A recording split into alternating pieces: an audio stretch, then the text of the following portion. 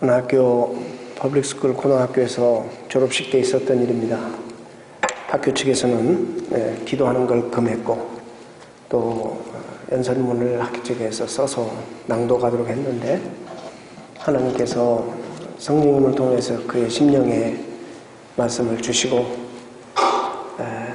어릴 적부터 신앙 가정에서 태어나서 신앙교육을 받고 자라는 이는 하나님을 높여드리는 대단히 좋은 기회라 생각하고 학교에서 준비한 연설문 쪽지를 찢어버리고 주기도문을 낭독했습니다.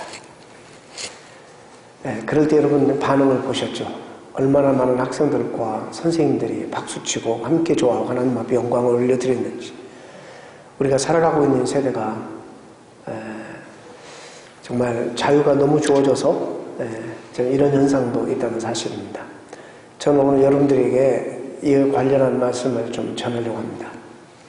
이 부분은 제가 성경 공부를 통해서 여러 번 여러분들에게 증거하고 말씀을 나눈 적이 있지만 이렇게 말씀을 통해서, 왜냐하면 이거는 상당히 중요하기도 하지만은 이렇게 순종하기가 쉽지 않은 말씀이어서 자주 제가 보니까 전한 적이 없었던 것 같아요. 그래서 최근에 하나님께서 최근만이 아니라 오랫동안 이 문제가 저에게 대단히 중요한 그런 이슈로 대두되고 목회자로서의 목회를 어떻게 정말 정리하고 마감할, 또 우리 성도들이 어떻게 교회를 이해하고 사역에 대해서 어떤 이해를 가지고 있는 것이 좋을지 생각하면서 말씀을 준비하고 전하게 됩니다.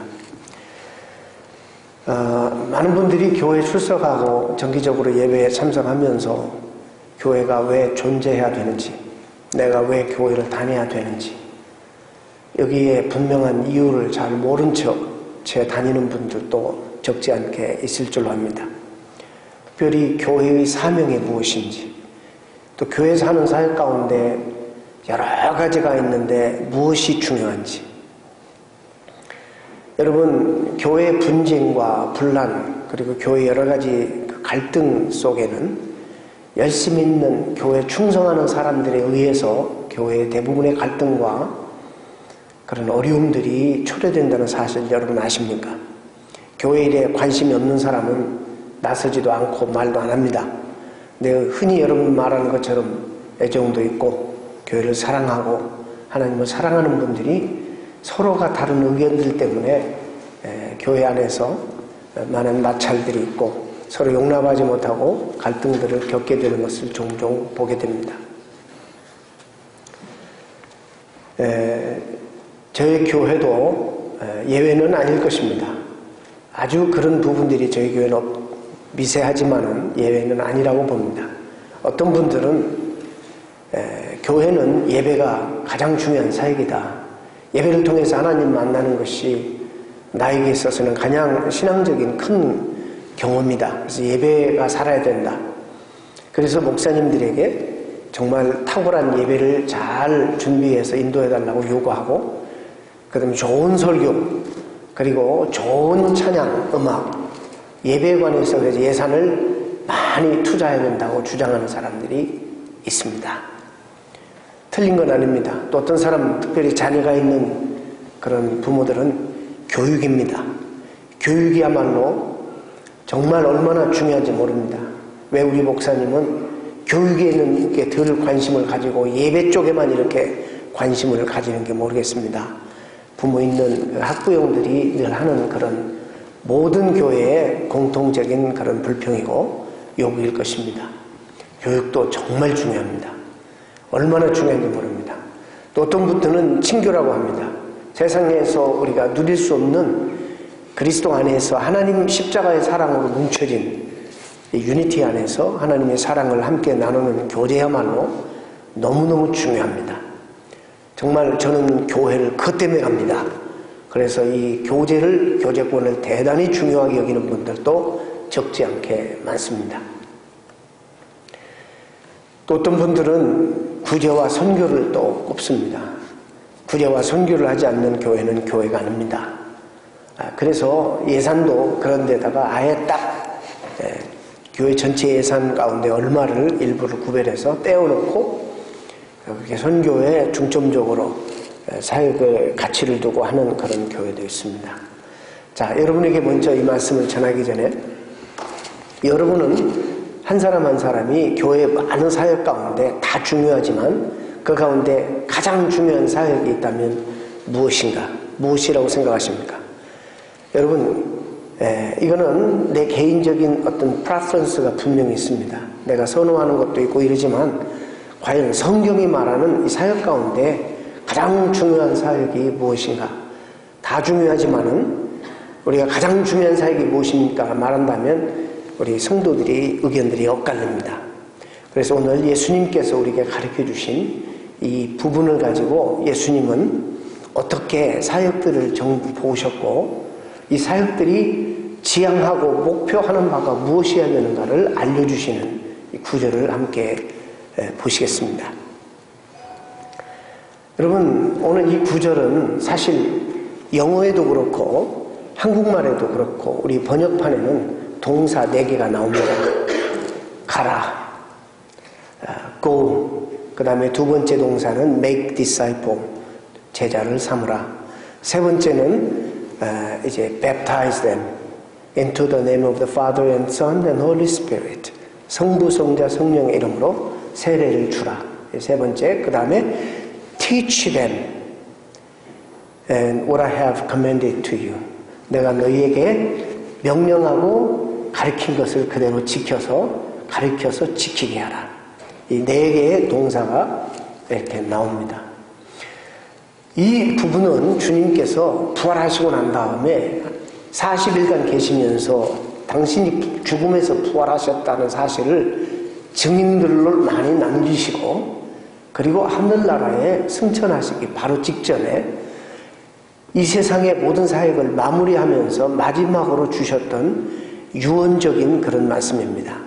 그래서 이것을 한국말로는 대위임령이라 그렇게 말하고 이 말씀과 사도행전 1장 8절의 말씀을 우리가 대위임령이라 이렇게 말하고 Great Commission이라 이렇게 말합니다.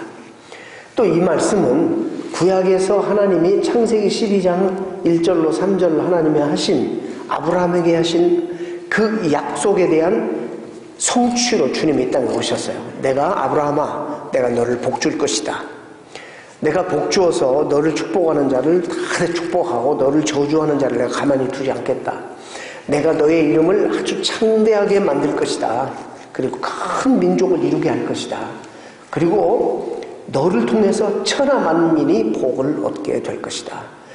이 사실 Great Commission은요 마태복음 28장 처음으로 주님이 하신 게 아닙니다.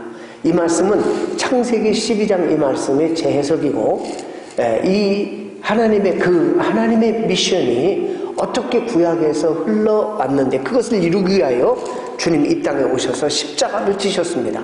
천하 만민이 복을 받게 하시려고 아브라함의 씨로 태어나셔서 주님이 십자가를 지시고 부활하셔서 승천하시기 전에 주님이 하신 말씀이 오늘 본문입니다. 내가 하나님이 하시는 그 미션을 다 이루었으니 그러므로 너희는 가서 모든 족속으로 제자를 삼고 세례 주어서 정말 내가 너희에게 당부하고 분부한 모든 것을 다 가리키고 지키게 하라. 이렇게 당부하신 내용입니다.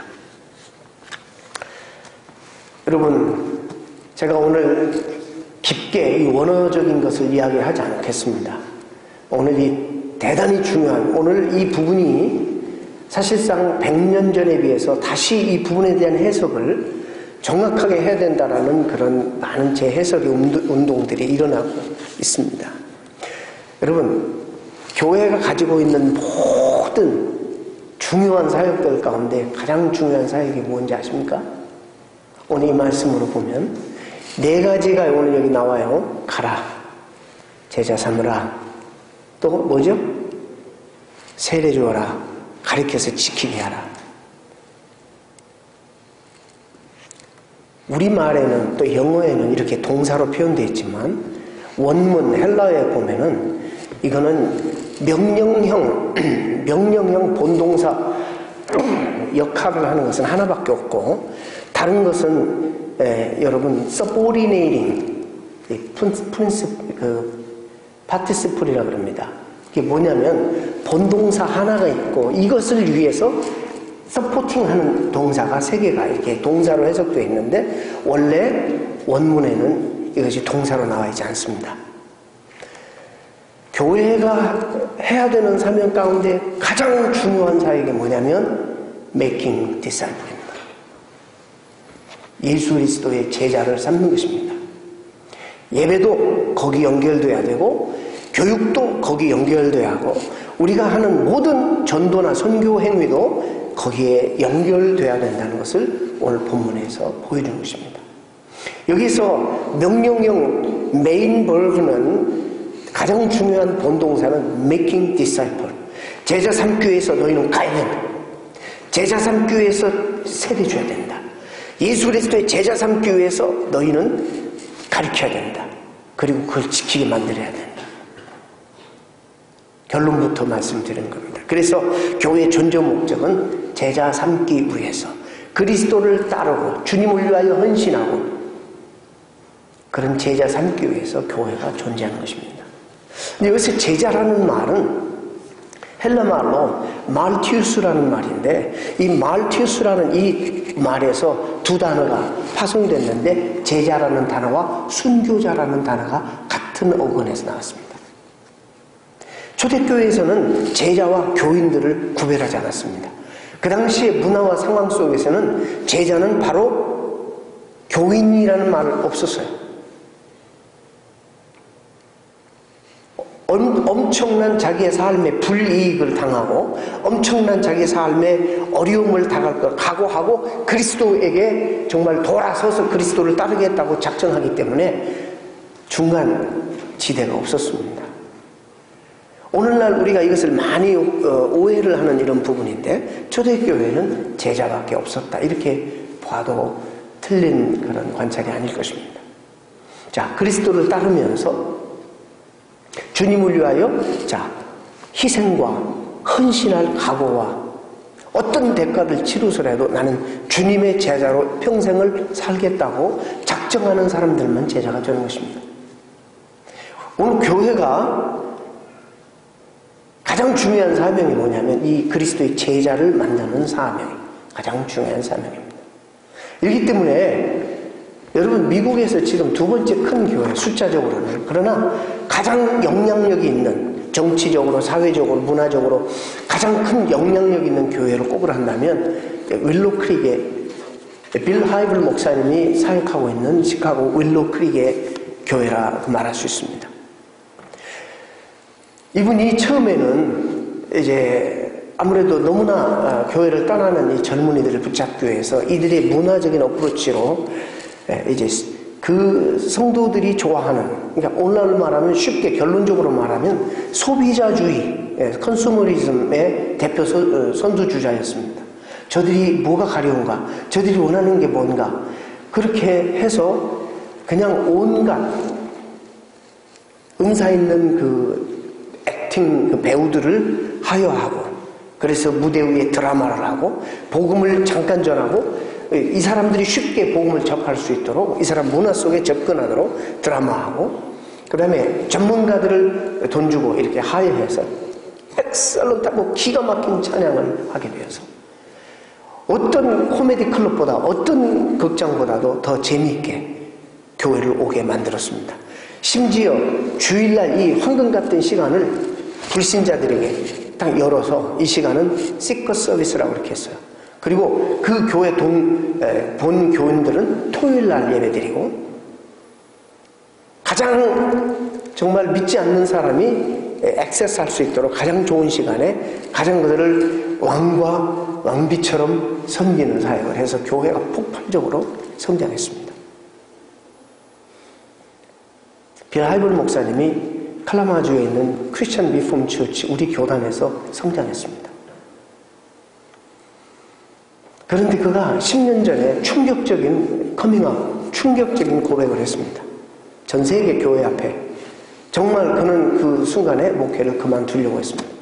나는 목회에 실패했습니다. 이렇게 고백했습니다.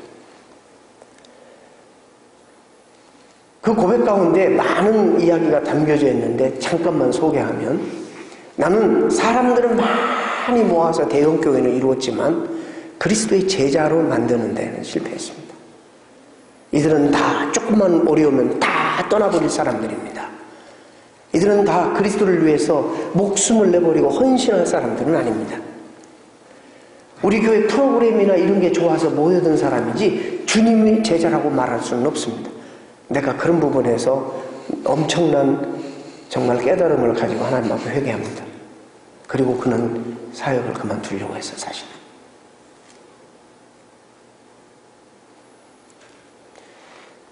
어느 사람이 성공한 그리스도예요. 어느 목회가, 어느 교회가 성공한 그런 교회냐?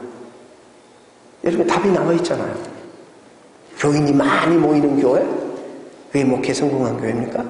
적어도 빌 하이블 목사님은 자기는 실패했다고 고백했어요. 그렇다면 여러분 아시잖아요. 오늘 말씀에도 어느 교회가 가장 교회다운 교회고 하나님이 기뻐하시는 교회고 성공한 교회라 물어본다면 그리스도의 제자들 많이 길러내는 교회라.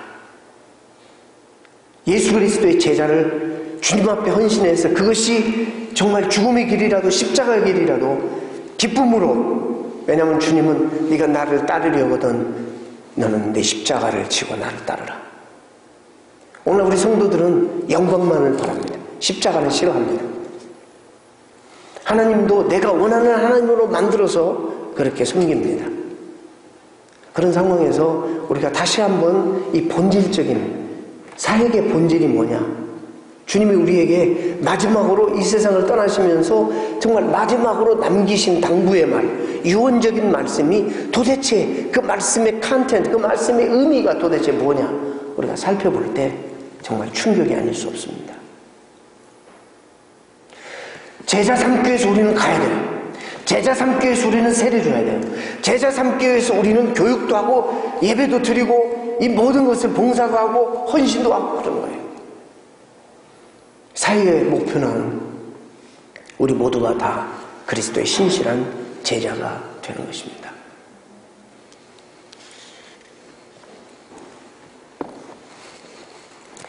감으로, 세례 중으로, 교육함으로, 가르침으로 제자를 삼는 것입니다. 그래서 본동사는 이거고 이 밑에 것들은 다 이것을 서포팅하는, 서브리딩, 파티스폴, 분사라 그렇게 말할 수 있다는 것입니다.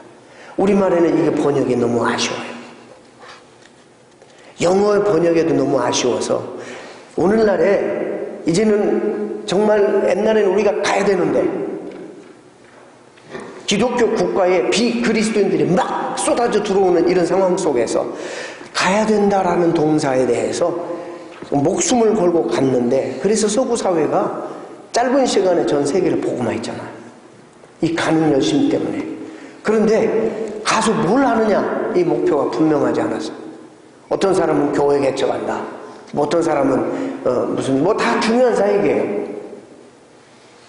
그 디벨롭먼트 한다, 시티 디벨롭먼트 한다, 여러 가지 목적을 가지고 갔지만 결국에 이 말씀의 의도는 무엇을 하든지 제자, 그리스도의 제자를 삼는 여기에 목적을 둬야 된다, 이렇게 말씀하고 있는 것입니다.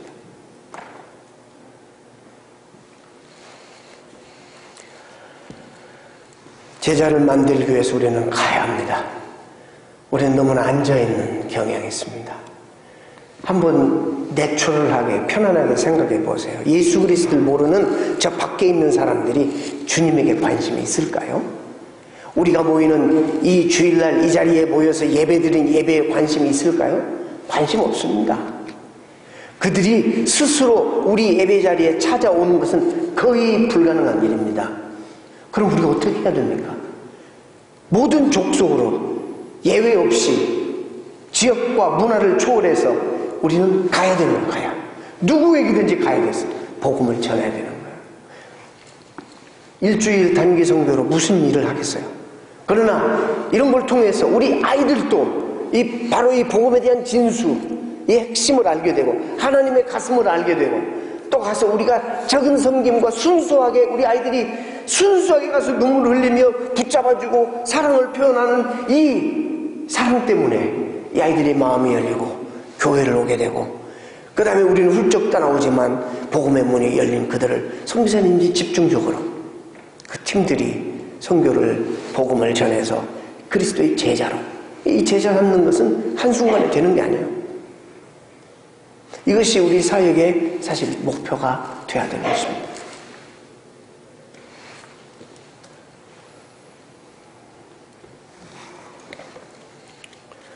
믿는 우리가 먼저 믿지 않는 사람들에게 관심을 가지지 않으면 그들이 믿을 수가 없어요. 거의 하나님은 우리를 통해서 주님 내가 여기 있나이다 나를 보내소서, 오늘 찬양대 좋은 찬양을 했는데 하나님은 다시 이 땅에 인간의 몸을 입고 오실 이유가 없어요. 왜? 저와 여러분 같은 신실한 페이스풀한 하나님 백성들이 이 땅에 있어서 하나님을 대신하여 이런 사명을 가슴에 안고 하나님을 위하여 일할 수 있는 사역자들이 있기 때문에 주님 내가 여기 있나이다 나를 보내소서 라고 하나님 앞에 호소하고 기다리는 하나님을 사랑하는 자들이 있기 때문에 주님은 다시 오실 이유가 없는 거예요. 그 명령에 우리는 순종하겠다고, 적어도 여기에서 적지 않은 수들이 그리스도의 제자가 되겠다고 헌신하며 나섰습니다. 그래서 우리는 스스로 우리가 그리스도의 제자라 이렇게 말을 합니다. 제자의 도에 대해서는 여러분들 또 다른 시간에 이야기를 좀 하겠습니다. 처음엔 우리가 고백만 있지 제자다운 그런 제자의 도를 이해도 못하고, 우리는 주님을 따르면서 마지막 순간까지 주님을 통해서 뭔가 얻어내려고 하는, 좌하나는 우, 뭔가 얻어내려고만 하는 그런 의도로 따르는 사람들도 우리 가운데 있을 것입니다. 그러나 주님 말씀하셨어요. 너희가 나를 따르려거든 십자가를 지고 나를 쫓으라. 고난도 함께 더불어 받아야 할 것이다. 여러분, 내가 주님 믿는다는 이유로 받는 고난이 여러분들에게 있습니까?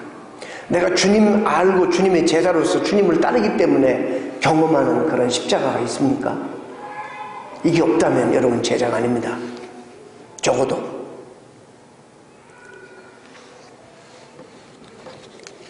언젠가도 말씀드렸죠. 어느 목사님이 정말 아픔이 있는 성도들이 요즘 얼마나 많습니까? 그러니까 참 저도 그런 마음이에요. 그냥 위로의 설교만 해도 다 못해. 그래서 열심히 위로를 했더니 10년 정도 되니까 미국 교회인데 6,000명이 모였어요. 이 실제적인 일이에요. 근데 어느 날 한 8년인가 10여 년이 이게 되는데 하나님이 그에게 가슴으로 큰 어떤 깨달음을 주시는 거예요. 네가 정말 내가 원하는 목회를 네가 지금 하고 있느냐? 그들 가운데 제자가 얼마나 있느냐? 너는 왜 헌신 설교를 안 하고, 너는 왜 신약의 그 약속만을 얘기하고 의무나 책임이나 이런 건 전혀 설교를 안 하냐?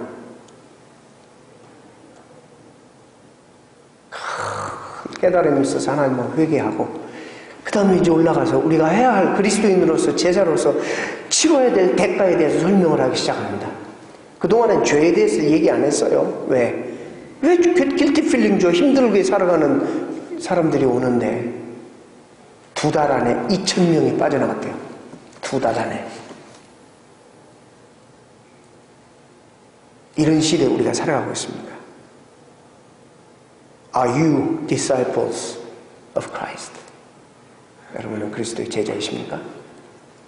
심각한 질문이 아닐 수 없습니다. 제자가 되려면 우리는 가야 돼요. 가는 삶이 우리는 정말 익숙해져야 돼요. 이건 또 서구 사회에서는 이것을 제자 삼는 것만큼 중요한 동사로 이해해 왔습니다. 근데 문제는 많은 성도도 오늘날 찾아가기보다는 나한테 찾아오기를 기대하고 앉아 있습니다. 신문 광고가 유일한 전도수단인 교회들도 오늘날 얼마나 많은지 모릅니다. 교회 웹사이트가 유일한 전도수단인 교회도 많이 있습니다. 여러분은 어떤 삶을, 이 말씀 앞에서 여러분은 어떤 삶을 사십니까? 서구사회의 선교 모토는 이제까지 Go Mission이었어요. Go Mission. 대위임 명령에 영역본에서 대부분 가라와 제자 삼으라는 동사로 동일한 그런 수준으로 번역해 놓았기 때문에 생긴 결과라고 봅니다. 이제 100년 전과 150년 전하고 선교 환경이 너무 달라졌어요. 그래서 이제는 뭐 멀리 지역적으로만 이해하지 않고 가까이 믿지 않는 사람, 문화가 다른 사람, 생각이 다른 사람도 우리가 가야 될 대상이다. 이런 생각들을 많이 하면서 오히려 오늘 본문을 서구사회에서 더 깊이 들여다보고 있습니다. 또 우리가 제자 삼기 위해서는 가르쳐야 됩니다. 가르쳐서 지키게 해야 됩니다. 참 재밌는 것은 미국 골든 코넷 신학교 교수였던 이문장 교수, 이제 지금은 아니지만, 참으로 이 가르치라는 사역도 한국교회에서는 대단히 중요하게 번동사처럼 이해를 해왔다. 그리고 이것이 우리의 정서에 너무 또 잘 맞았다는 것입니다. 그래서 한국교회는 적어도 이 가르치는 사역에 대해서 핵심 사역으로 가치를 높여왔다는 것입니다. 왜냐하면 한국인의 종교의식을 분석하면서 이 한문으로 교라는 단어를 주목하라고 하고 있습니다. 종교라고 할 때 그 창시자의 가르침을 따르는 것이라 이 말이죠. 근데 여기서 교라는 문자적인 의미는 가르침을 베푸는 학교, 가르침을 베푸는 사당, 이런 유교적인 사상에서 이걸 우리가 이해를 해왔다는 것입니다. 즉 한국인의 심성에 새겨진 종교관과 종교적인 삶이란 종교의 가르침을, 창시자의 가르침을 배우는 것인데, 여러분 불타의 가르침을 우리가 받을 때 불교, 공자의 가르침은 유교, 도가의 가르침은 도교, 또 하느님의 가르침은 천주교. 가르침 자체가 한국인들에게는 종교라고 하는 단어의 핵심 가치를 이루는 것으로 당연시하게 받아들여졌다는 것입니다. 오늘 한국 사회의 오랜 유교 전통 아래서 이 가르침이라는 용어는 한학에서와 같이 암기와 문자적인 적용이 강조될 수밖에 없었다는 것입니다. 그러다 보니 삶의 가치와 진짜 변해야 되는 우리 삶의 내면과 가치관과 우주관, 이쪽보다는 외형적인 변화를 상당히 중요하게 다루었다는 거예요. 어느 민족보다도. 이것이 바로 우리가 가지고 있는 정서이기 때문이라는 것입니다.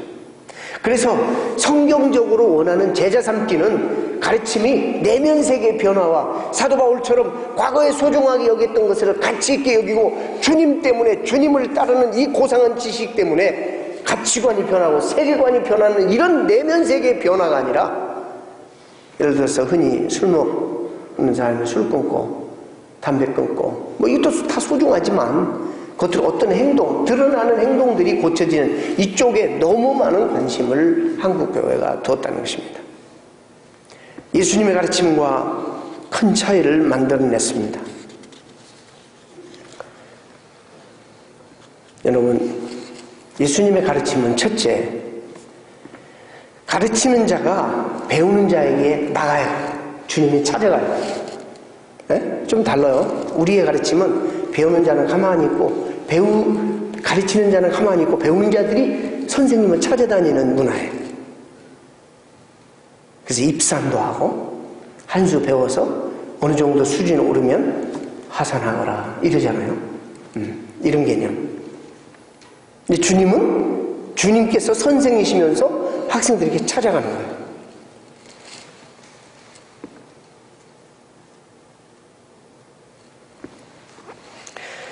찾아가도 태도에 있어서 예수님의 낮아지심은 우리 한국 상황에서 선생에게 볼 수가 없어. 빌립보서 5장에 있는 말처럼 하늘 영광 보좌를 하나님의 동등됨으로 취할 것을 여기지 아니하시고 하나님이 인간으로 낮아지셔서 우리가 찾아오셨는데, 우리 한국 가르침의 이 교육의 개념은 선생은 권위가 있잖아요. 그림자도 밟으면 안 되고. 좀 많이 다릅니다. 또 예수님의 가르침의 특징은 어떤 의지적인 결단과 변화가 있어야 돼요. 이걸 통해 이걸 확증하는데, 그래서 주님은 이 세례라는 이 단어, 이를 사용해요. 세례라는, 여러분 오늘 우리가 성찬식을 하지만 세례라는 이것은요 어떤 상징적인 의미가 있냐면 옛 것과 옛 성품을 십자가에 죽어버리고 다시 의롭게 태어나는, 죽었다가 다시 태어나는 이런 의미예요. 이것이 세례의 의미예요. 죽었다가 다시 태어나는.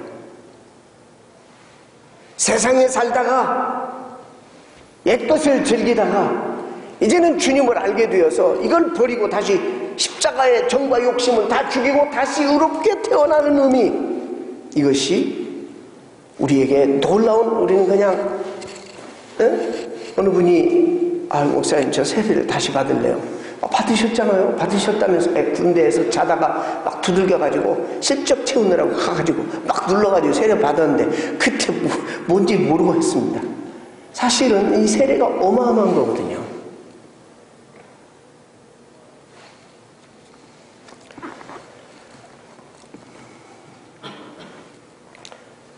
또 예수님 가르침의 특징은 가르치는 자가 배우는 자와 함께 살면서 그냥 말로만 하지 아니하고 행위의 본을 통해서 학습자로 하여금 그것을 보고 배우고 지키고 따르도록까지 그렇게 하시는 방법입니다. 우리 한국적인 학습은 시범 한번 보이고 그냥 하라는 거잖아요. 이렇게. 근데 주님은 그렇게 하지 않으셨어요.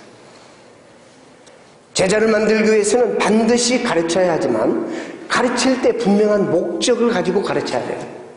어떤 목적? 성경 지식을 증가시키는 목적이 아니라 가르치는 바를, 깨달은 바를 철저히 지키도록, 실천하도록, 순종하도록 하는 목적을 가지고 가르쳐야 한다는 것입니다. 오늘날 순종은 없고 성경 지식만 증가되고 단계만 올라가는 제자 훈련, 이렇게 하지 않았다는 겁니다. 오늘 이런 식으로 하는 제자 훈련하는 대표적인 교회들이 어떻게 됐어요? 가장 사회적으로 지탄받고 있습니다. 나는 몇 단계 했어. 제자 훈련 끝내고 사역 훈련도 끝내고. 오 마이 갓네스. 내면의 세계, 주님이 원하시는 변화는 하나도 이루어지지 않았는데 단계만 성경 지식적으로만 올라갔다. 배우기만 하는 것으로는 충분하지 않다. 제자 되기는 배운 것을 삶으로 살아야 한다. 그리고 그 자기의 사는 삶을 간증으로 해서 다른 사람들에게 또 나누고 전달하고 전수하는 데까지 가야 되는 것입니다. 이것이 교육의 성경적인 말한 성경적인 교육의 특성입니다. 제자 만들기 위해서 주님 쓰셨던 방법이에요. 듣고 배우게 하는 가르침이 아니라 보고 배우게 하는 가르침이셨습니다. 참 이게 우리 모두에게 다 얼마나 도전이 되는지 모릅니다. 주님은 12명만 선택하셔서 3년간 같이 지내시면서 함께 울고 웃고 정말 그 삶을 다 드러내 보이면서 보고 배울 수 있도록 했습니다. 여러분, 자녀들을 기르시는 분들은 잘 아실 것입니다. 자녀들이 물론 우리의 말을 듣고 잔소리를 듣고도 잘하지만 대부분의 우리의 자녀들은 부모 하는 것을 보고 자랍니다. 보고 배웁니다. 제가 언젠가도 얘기했지만은 알코올, 그 다음에 무슨 드럭, 이런 substance abuse coalition committee에 제가 섬긴 적이 있어요. 뭐 그러니까는 음주운전 해가지고 교통사고 내서 다른 사람 죽이고 그 희생자의 어머니가 와서 한두 번 와서 통곡을 하면 이 연설을 이어가지 못하는 거야. 이 오늘날 음주운전에 대한 심각성을 모르기 때문에 이것이 얼마나 이게 살인적인 행위인지를 하는데요.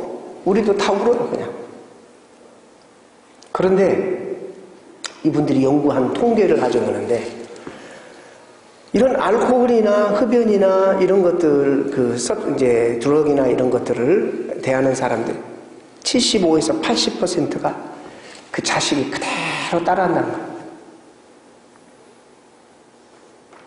보고 그대로 배우는 거예요. 그러니까 이 말은 우리가 나는 담배 피우고 나는 술을 이렇게 막 그렇게 아름답게 안 마시잖아요. 퍼마시잖아요. 그리고 그렇게 막 살면서 자식들에게는 하지 말라? 안 통한다는 거예요. 그게 말이 안 된다는 거예요. 자기 아내에게 함부로 하고 주먹다지만은 이 아버지 밑에서 자란 아이들이 그것이 지긋지긋하게 싫어서 자기는 그러지 말아야 되겠다, 너무 상처가 되어서 그러는데도 동일하게 자기도 나중에 하고 있다는 거예요. 이게 중요한 거예요. 주님은 그걸 아셨어요. 그래서 당신이 그것을 보여주신 거예요. 삶으로. 제자 훈련에 있어서 정말 제자로 가르치기 위해서, 삼기 위해서 가르치는 사역 하는 자들이 다 우리가 정말 도전받고 깨달아야 될 대단히 중요한 사실입니다. 보고 배워서 만들어지는 것입니다. 보고 배워서. 부모들 너무 참 무겁죠? 책임이. 우리 아이들 가운데 나중에 성장해서 다 이게 남아있어요. 잠재의식 속에 늘 보고. 그래서 이미 지금 습득이 됐다고요. 자기가 더 나은 삶을 살려고 애쓰고 노력하지만 늘 봐왔던 것이 그런 거니까 그들이 똑같이 많은 경우에 정말 피나는 노력을 하지 않으면 그렇게 산다는 것입니다. 말씀을 맺으려고 합니다. 뭘 하기 위해서 이런 걸 한다고요? 그리스도의 제자 삼기 위해서 가야 되고, 제자 삼기 위해서 세례주고, 제자 삼기 위해서 우리는 가르쳐서 지키게 해야 돼요. 그래서 그리스도의 제자로 만들고 생산을 내는 것이 교회의 사역의 목표입니다. 오늘 이 말씀에 보면 끝으로 제가 한 가지만, 오늘 말씀에 이런 말씀이 있어요. 너무 좋아하는 말씀. 하늘과 땅의 모든 권세를 내게 주셨으니, 이 단어를 한국교회가 너무 오해하고 있어요. 여기서 우리말에 내게 아세요? 누구에게 줬어요? 하늘과 땅의 모든 권세를. 누구에게? 예수님에게. 비록 우리가 제자 삼기 위해서 가고 세례를 주고 열심히 살지만은 권세는 예수님에게 있는 거예요. 우리에게 있는 게 아니에요. 우리가 이걸 놓치지 말아야 될 것이 있어요. 오늘 이 본문의 약속 가운데 왜 우리는 권세에만 이렇게 관심이 있느냐 말이죠. 여기에 본문의 핵심적인 단어는 동행이에요. 동행, 함께. 세상 끝날까지 내가 너희와 함께 하리라. 누가? 하늘과 땅의 모든 권세를 가지신 주님이 우리와 함께 하신다는 거예요. 여기에 관심이 있어야 돼요. 이걸 잘못 해석하고 주님이 내게 이렇게 하신 말씀인데, 내게 이런 말씀으로 받아들이는 황당한 일들이 한국교회가 얼마나 오늘날 많은지 몰라요. 이 말씀은 내가 그렇게 신실한 마음을 가지고 복음을 전할지라도 우리는 주님을 의지하지 않으면 안 된다는 거예요. 주님께 순종하지 않으면 안 된다는 거. 내가 능력이 있고 내가 권세가 있어서 막 공격적으로 해서는 안 된다는 거예요. still 아직까지도 겸손한 자세로, 낮아진 자세로 정말 섬겨야 된다는 이런 말씀이 오늘 본문에 있는 거예요. 어떤 번역이나 어떤 버전에도 예수님이 하늘과 땅의 모든 권세를 제자들에게라든지 믿는 이들에게 주었다는 그런 말이, 그런 해석이 나오질 않고 있습니다. 따라서 이런 권세가 인간에게 주어진 것으로 착각하면 안 됩니다. 이 착각 때문에 오늘날 선교지가 얼마나 어지럽습니까? 인도 사원에 들어가가지고 그 권세가 있으니까 사탄아 물러가라 막 찬송하고 말이죠. 한쪽에서는 구원하는 진리를 없지만은 나름대로 다 모든 종교가 나름대로 진리가 있어요. 우리를 구원하는 진리는 없지만.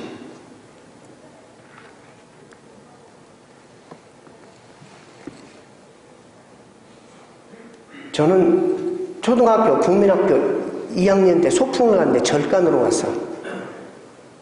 왜 그리를 하는지 몰라. 난 주일학교 열심히 다니는 학생이었는데 그냥 제가 굉장히 기분 나빴어. 그때 맡은 향 때문에 지금까지 그 향을 저는 싫어해요. 대웅전에 들어가서 애들 구경하는데 어린 고사의 손으로 저를 무너지게 해주시옵소서.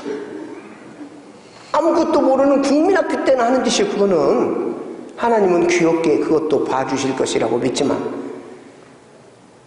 이 해석을 잘못해서 권세가 자기에게 주어진 줄 알고 그렇게 공격적으로 하고 이 사람들 하고 나가버리면 이 사람들이 흥분해가지고 막 폭도들이 되어서 기독교 교회들을 불태워버리고 선교사들을 색출해서 쫓아내고 죽이고 자기는 와서 찬양 한번 하고 길거리에서 전도 한번 하고 영웅이 되어가지고 성령이 역사하셨다 와서 간증하고 그러지만 뒤처리는 1, 2주 갔다 오는데 어떻게 뒤처리를 해?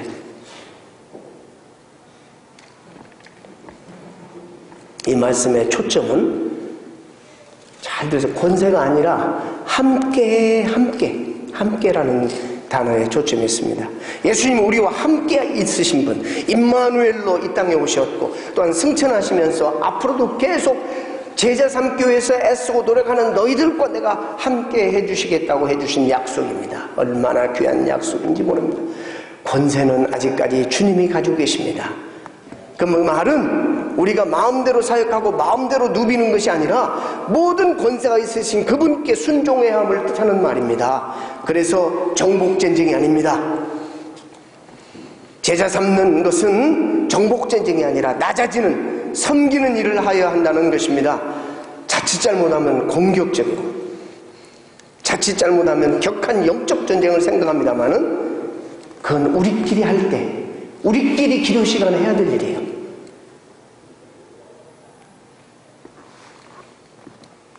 많은 오해들이 이제 제발 우리들 가운데 그치고 영원한 왕 되신 예수님의 주권 앞에 우리의 모든 소중한 것들을 작은 것이라도 내려놓는 저와 여러분이 되어야겠습니다. 한마디 충격적인 그리고 도전적인 말씀을 여러분과 함께 나누고 말씀을 맺습니다. 사실 교회는 제자를 만드는 곳입니다. 그렇다면 이 교회에서 제자들이 만들어지지 않고 있다면 교회는 교회로서의 사명을 지금 다하지 못하고 있는 것입니다.